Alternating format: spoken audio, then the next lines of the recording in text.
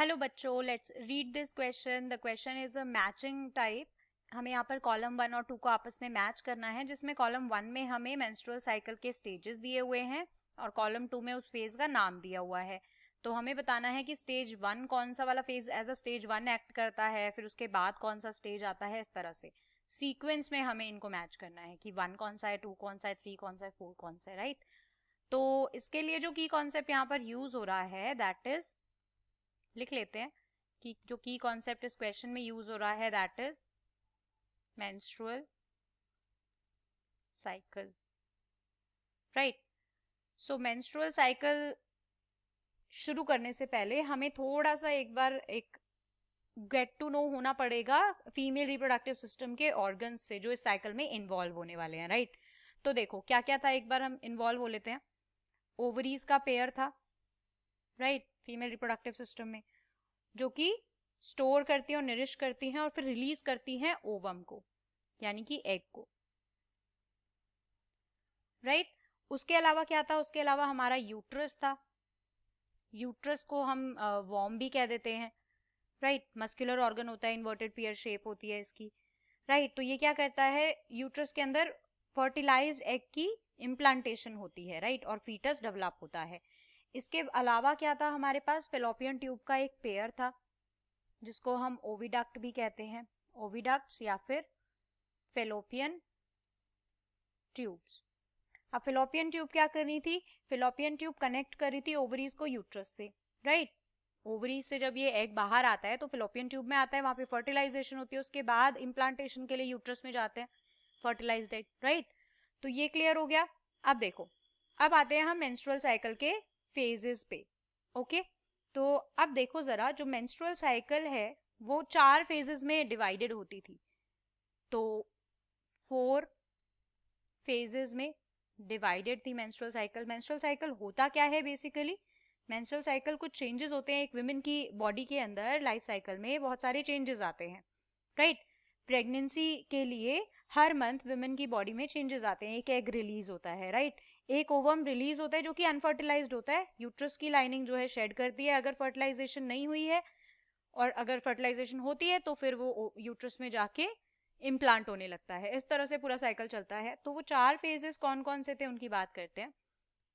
तो देखो, सबसे पहला फेज जो होता है दैट इज मेंस्ट्रुअल फेज, ठीक है। इसकी बात करते हैं जल्दी से। मेंस्ट्रुअल फेज के अंदर क्या होता है कि ये डे 1 से शुरू होती है साइकिल, ठीक है। तो डे 1 मेंस्ट्रुअल फेज से होता है। यूट्रस की जो लाइनिंग है जो इम्प्लांटेशन के लिए प्रिपेयर हुई थी वो शेड होना शुरू हो जाती है, जो कि 3 से 5 दिन तक चलती है, 3 to 5 डेज के लिए। यहाँ पे क्या हुआ, यूट्रस की लाइनिंग जो प्रिपेयर हुई थी उसका नाम क्या होता है, एंडोमेट्रियम। सबसे इनर जो लेयर होती है यूट्रस की वॉल की, that will be shed off. तो एंडोमेट्रियम शेड करना शुरू कर देती है, जो कि 3 से 5 दिन तक चलता है। उसके बाद जो दूसरा स्टेज था, तो हम यहाँ पे लिख सकते हैं दैट दिस वाज स्टेज 1। अब आते हैं स्टेज 2 पे, राइट। तो स्टेज 2 यहाँ पे क्या है, दूसरा फेज हमारा होता है follicular phase. Follicular phase, follicular phase में क्या हो रहा था डिटेल में देखते हैं। तो देखो, फॉलिक्यूलर फेज के अंदर क्या होता है, इस फेज में प्राइमरी फॉलिकल्स जो होते हैं हमारे, primary follicles, primary follicles start होते हैं डेवलप होना मेच्योर ग्राफियन फॉलिकल्स में। ये डेवलप होते हैं मेच्योर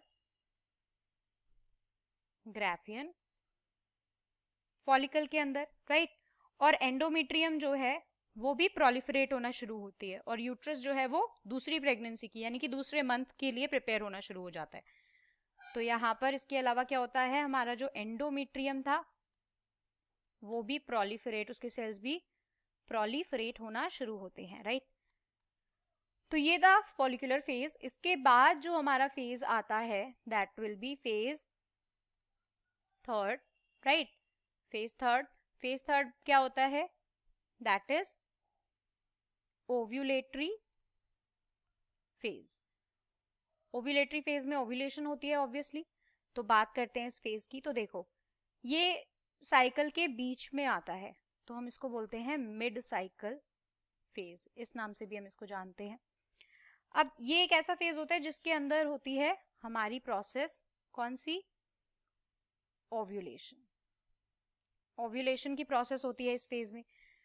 मतलब कि डे कौन सा है ये? 13 से 17 डे, राइट। डे 13 टू 17 हमारी ओव्यूलेशन होती है, और फॉलिकुलर फेज का एंड होते ही ओव्यूलेशन पीरियड जो है वो स्टार्ट हो जाता है, और इसको ही हम, इस ओव्यूलेशन पीरियड को ही हम फर्टिलाइजेशन पीरियड भी कहते हैं, राइट। तो अब देखो, इसके बाद जो हमारा फेज आता है दैट इज स्टेज 4। तो हम ये लिख सकते हैं स्टेज 4 और phase 4, we can write it at like this. Phase 4 हमारा होता है ल्यूटियल फेज। Luteal phase. अब इस ल्यूटियल फेज के अंदर क्या होता है कि जो हमारा ये पोस्ट ओव्यूलेशन फेज भी कहते हैं इसको, ये लिख लेते हैं पहले, पोस्ट ओव्यूलेशन